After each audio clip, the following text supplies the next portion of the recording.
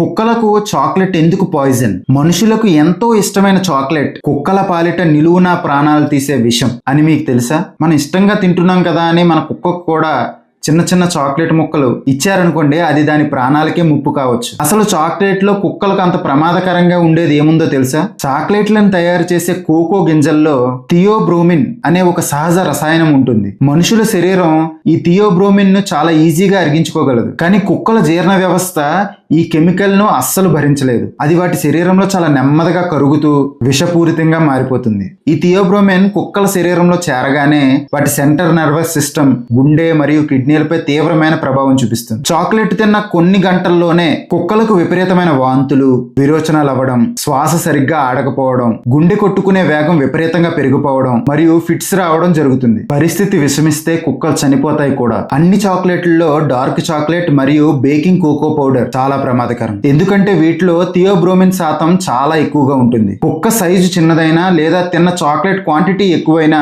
ప్రమాదం మరీ ఎక్కువ. ఒకవేళ మీ కుక్క పొరపాటున చాక్లెట్ తింటే ఆలస్యం చేయకుండా వెంటనే వెటర్నరీ డాక్టర్ ని సంప్రదించండి. కాబట్టి కుక్కలపై మీకున్న ప్రేమని చాక్లెట్లతో కాదు, సురక్షితమైన డాగ్ ట్రీట్స్ తో చూపించండి.